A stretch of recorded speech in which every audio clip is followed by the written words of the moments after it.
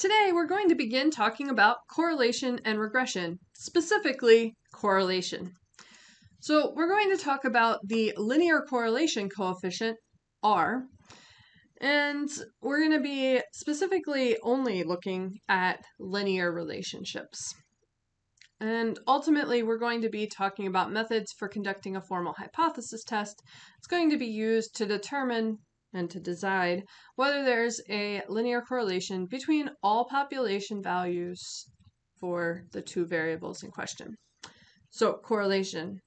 A correlation exists between two variables when the values of one variable are somehow associated with the values of the other variable.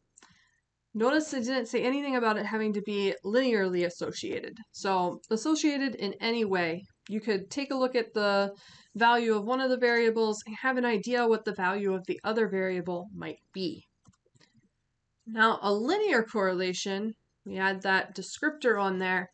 This is when two variables, we have one between two variables, when there's a correlation and the plotted points of paired data result in a pattern that can be approximated by a straight line, right? So there's some kind of linear relationship between them.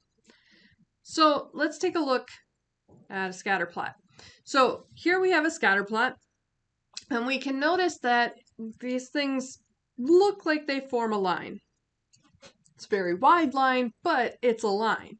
So a distinct straight line or linear pattern is here. All right. So we say that there's a positive linear correlation between x and y because when the x values increase, the corresponding y values increase. And so the line has a positive slope. So this is an example of what a positive linear correlation might look like. We also can have a distinct straight line pattern where the slope is negative, and we say that that's a negative correlation between x and y. So when the x values increase, the y values decrease. Are there opportunities?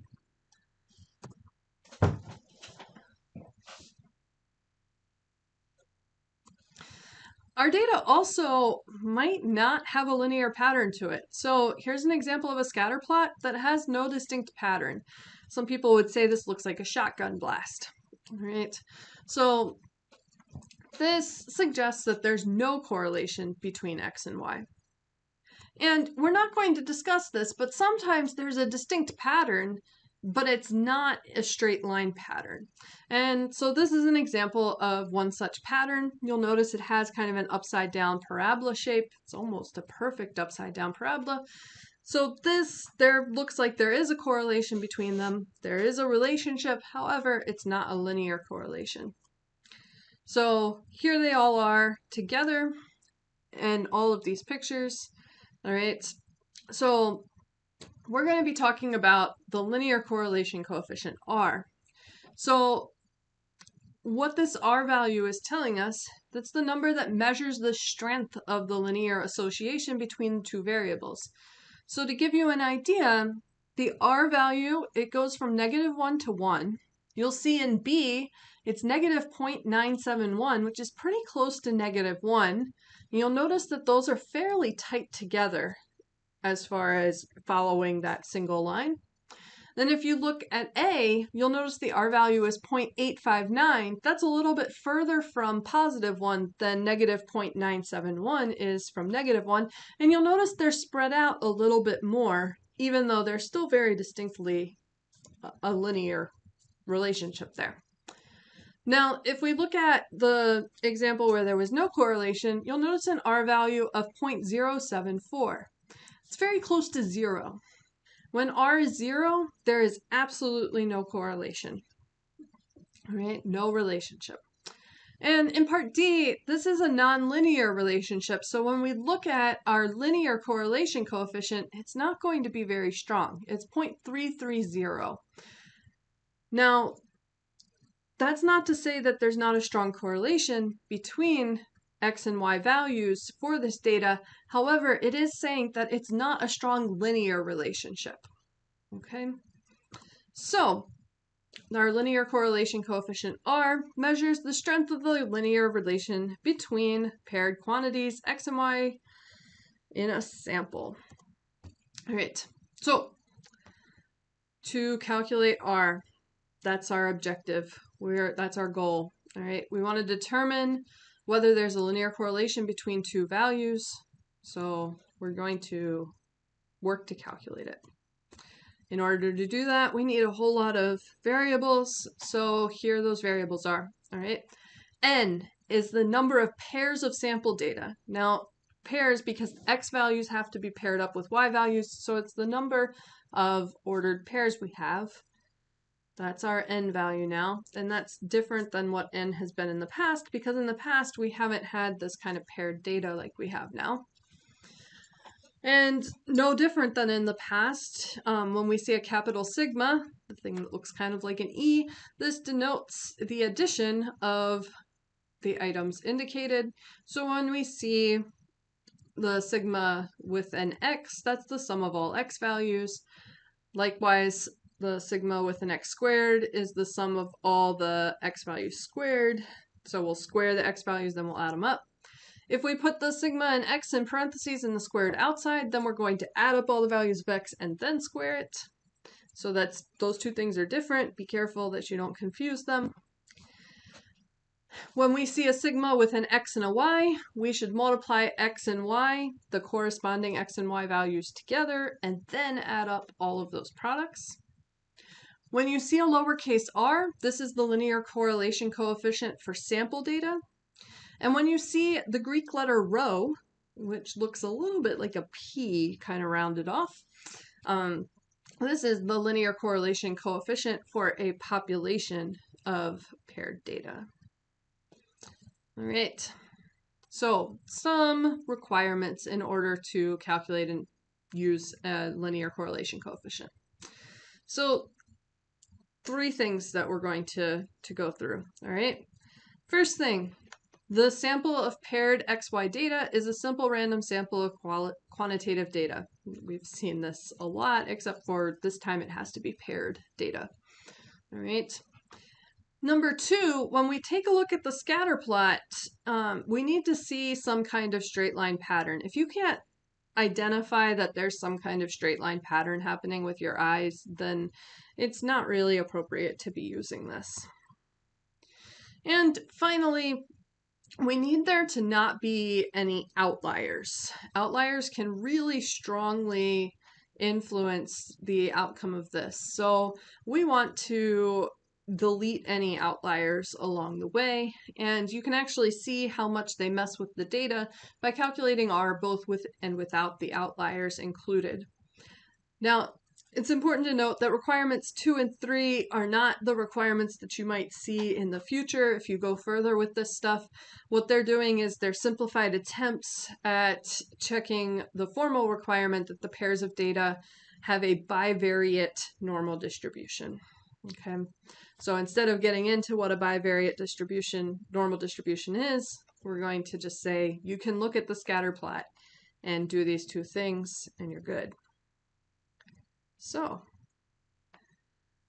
we can use a formula to help us calculate this with all of these variable names that we used. So this formula 10-1, gives us the formula for calculating R. This is a really good format for calculating. It's a lot of things, but we'll see in an example later that it's really not too terrible to calculate any one part of this. We just have to be able to put it back together.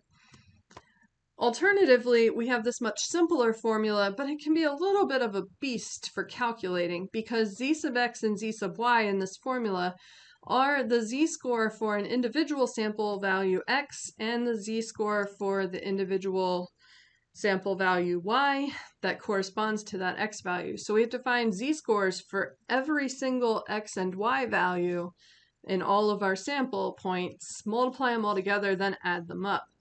So this is a good format for understanding to help us understand what's going on here. So keep this in mind too, and we'll use it in a little bit, and we'll talk about why this is actually good for understanding what's going on. All right, so the rounding rules that we'll use is to round our linear correlation coefficient to 3 decimal places so its value can be directly compared to critical values, because our critical values will have 3 decimal places as well. All right, so when we're trying to interpret our linear correlation coefficient, we can use a p-value from technology to interpret. That p-value is a hypothesis test happening. So we'll talk more about what that hypothesis test is that's happening behind the scenes for them to give you a p-value is.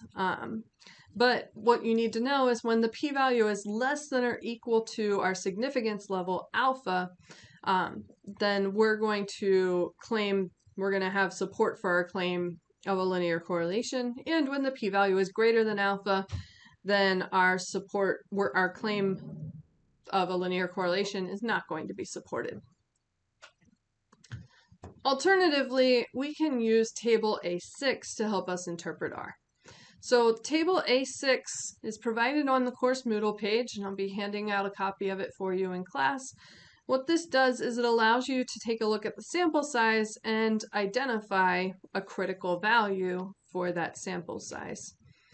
And if the R value, the absolute value of the R value, is greater than or equal to the critical value that's given, then we conclude that there is sufficient evidence to claim or to support the claim of a linear correlation. And if it's less than that critical value, then we don't have sufficient evidence. This again should feel very reminiscent of hypothesis tests, because that's basically what we're doing here. All right, so properties of linear correlation coefficient, things that happen with it. We already said that it falls between -1 and 1. That's inclusive. So a perfect negative linear correlation will have a correlation coefficient of -1, and a perfect positive correlation, linear correlation, will have a linear correlation coefficient of +1. Right? If all values of either variable are converted to a different scale, the value of R does not change, so we don't care about our units. All right, the value of R is not affected by our choice of X and Y. That means if I choose one value to be X and the other one to be Y, if I switch it up, the value of R does not change. R measures the strength of a linear relationship. It's not designed to measure the strength of a relationship that's not linear. We saw that earlier with the upside down parabola. Even though that looked almost like a perfect upside down parabola, R was pretty weak for it. And R is very sensitive to outliers in the sense that a single outlier could dramatically affect its value. That's why we delete them, and then we will also use them included to show just how much that outlier has an effect. All right, so let's take a look at an example. First, we'll look at using technology. So we have 5 paired data values. This has to do with consuming chocolate and winning Nobel Prizes. All right. So we'll use technology to find our linear correlation coefficient. It gives us our linear correlation coefficient. Here's how it shows up in 5 different displays. You'll notice that in all of them, they are approximately the same. Some of them have been rounded to different numbers of significant figures. We'll go with our 3 rule. So when we round this, all of them will give us R equals 0.795. Right? So we have our R value. So now we're going to take a look at finding that R value using formula 10-1. Remember, this is the formula that's good for computing but looks super complicated. All right, so if we're going to use formula 10-1, setting up a table can be really helpful for us. So we have a table here of our X value and our Y value. And in formula 10-1, we're going to need X squared, Y squared, and X times Y, as well as X and Y individually. So in our table, we'll put a column for X squared, Y squared, and X times Y. And calculating all of those for the pairs that we have going across the rows, then we also are going to need the sums of all of those things. So taking the sum of each column, we have all of the sums that we could possibly need here. We'll also note that there are 5 pairs, so n is going to equal 5. So now taking all of these values that we found and substituting them into formula 10-1, then we can find our R value through a whole bunch of arithmetic to be 0.795, which is the same value that the technology gave us as well. All right. So let's instead look at formula 10.2. Now remember, this is the one that's better for understanding, but not as great for computing. So we have our same data, and our solution, what we're going to be doing is finding a z-score for each sample value, each x and each y. So if we look at our x values, we'll find the mean to be 4.8 and a standard deviation of 0.836660. So we take our first x value, 5, and we compute it to a z-score with our standard z-score formula, and we get a z-score for that x value of 0.239046.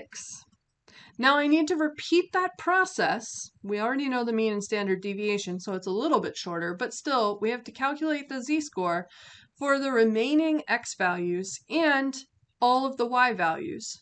To do it for the y values, we'll also have to find the mean and the standard deviation for y separate from what we did for x. So when we do that, we can fill those into a table. And then remember, in that formula, we needed actually the product of our z-score for x and our z-score for y, and then we're going to add those up. So we take our product of our z-scores and we add them all up, and we get 3.179746. So we plug that into our formula for r, and we divide it by n-1, or divide by 4, and we get an r value of 0.795 after we round to 3 decimal places. So let's look at a slightly different data set. This time we're going to have 23 pairs of data, but again, we'll be looking at consumption of chocolate and numbers of Nobel laureates, all right? And we're looking to see if there's actually a linear correlation. So we're using an R value of 0.801, and we're using a significance level of 0.05. So in this example, we're going to be talking about conducting a hypothesis test to determine if that R value is significant for there being a linear correlation. So here's our data that we'll be dealing with. And the first thing we have to do is a requirement check. So we need to know if it's even appropriate for us to be using the correlation coefficient, the linear correlation coefficient. So the first requirement of a simple random sample of quantitative data is questionable. So the data are definitely quantitative, but if we look at our original data, it doesn't appear that they're randomly selected pairs. So that requirement's not satisfied, so our results might not be valid. So just looking at this, we might not necessarily trust our results, but we're going to go through with it anyway and just be kind of wary when we're interpreting it. So plotting a scatter plot of this using our eyeballs, we go, it looks like it's a straight line pretty much. And there's no real outliers. There are a couple points that are a little bit wayward, but nothing too extreme. All right, so we could use technology to find a p-value to determine this, to do our hypothesis test, and if we do, we get our correlation of coefficient of 0.0 or 8006078, and we get a p-value of 0.000. Now, since that's less than our significance level, then we do have sufficient evidence to support the conclusion that chocolate consumption and number of Nobel laureates is in fact correlated linearly. Right. So instead, we can use table A6 to help us out. So if we look at table A6 and we look at our sample size of 23 that we had, then we can find that our critical value that we should be looking at is plus or minus 0.413. Right? That means our critical value is going to be both sides of 0, and we're going to conclude that there is a correlation if we're outside of that, and no correlation if we're inside that. So in doing that, we look and we say, hey, R is 0.801, it's outside of that, and so we'll conclude that there is a linear correlation. So again, if it's outside of the critical values, or closer to 1 and -1 than the critical values are, then we conclude that there is a correlation or sufficient evidence to support the claim of a linear correlation. And if it's closer to 0 than our critical values, then we say there's no evidence to support, or not sufficient evidence to support, our claim of a linear correlation. So here we go. Okay, so now let's talk about interpretation. So we found a linear correlation, but remember, one of our requirements was kind of questionable whether it was satisfied or not, so our conclusion that there is a linear correlation is questionable. Also, even if there actually is a linear correlation, we need to remember that correlation is not the same as causation. So when we're talking here about eating more chocolate seems to result in more Nobel Prizes, this doesn't mean that you should go out to the store and buy all of the chocolate in pursuit of a Nobel Prize. Causation is not the same as correlation, all right? So our correlation that we potentially found here, which is still questionable, definitely does not necessarily imply causation. There are most likely other things going on there, all right? So when we have an R value, right, it helps us determine whether there's a linear relationship or not. When we're interpreting it, a lot of times we interpret something that's R squared, actually. So we take our R value and we square it, right? So the value of R squared is the proportion of the variation in Y that is explained by the linear relationship between X and Y. Right? So that's the correct interpretation of R, is that this R squared value, if we square it, it's the proportion of the variation in Y that's explained by the linear relationship between X and Y. Right? So if we wanted to find the proportion of the variation in numbers of Nobel laureates that can be explained by the variation in the consumption in chocolate, since our R value is 0.081, we're going to square it and get 0.642. So we can conclude that about 64% of the variation in the numbers of Nobel laureates can be explained by the linear relationship between chocolate consumption and numbers of Nobel laureates. So this implies that about 36% of the variation in numbers of Nobel laureates cannot be explained by rates of chocolate consumption. Again, correlation does not imply causation. Correlation does not imply causation. All right? Repeat it until it's a mantra for you. Okay? So it would be pretty absurd to think that eating more chocolate is going to help you win a Nobel Prize. So please don't go buy more chocolate as you're working towards a goal of a Nobel Prize. Right? So, common errors. Number 1, assuming that correlation implies causation. It does not. All right? Number 2, we use data based on averages instead of our raw data. And number 3, we ignore the possibility of a nonlinear relationship. So it's really important that you take a look at a scatter plot, because there might be a relationship there that is just not linear. And in that case, it is just not appropriate to be looking at a linear correlation coefficient, even if it looks decent. All right. So, formal hypothesis test. There's one of these that's been underlying everything that we've done with our conclusions. You've probably kind of gotten that idea from there being critical values and significance levels.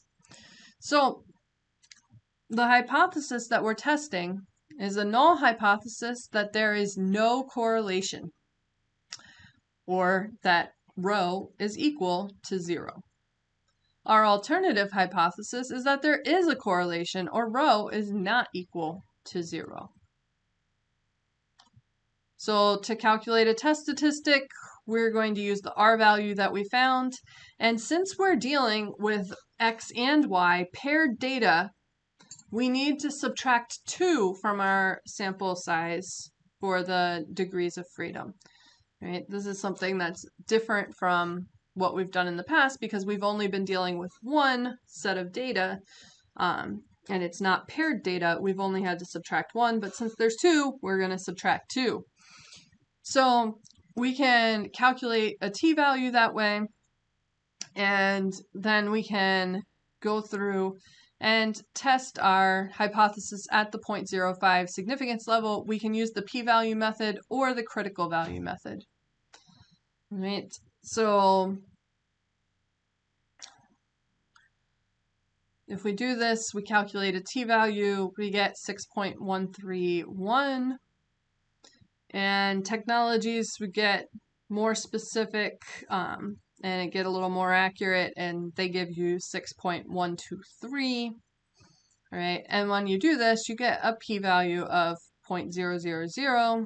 If you use technology, we also can use our t-value and our significance level and our table, to estimate where we are. And we also can instead use our table and our significance level to find that critical value and test based on that instead. Right? So ultimately, we conclude that for countries, there is sufficient evidence to support the claim of a linear correlation between chocolate consumption and Nobel laureates. No big surprise. The interpretations of these things, very similar, right? Like the same. All right, and we just did a two-tailed test. You also can do a one-tailed test where you're looking for an alternative hypothesis of less than or greater than 0. All right, and if that's the case, if you're looking for one of those things, then you just need to follow the same procedures that we did when we were looking at this stuff back in our hypothesis test chapter.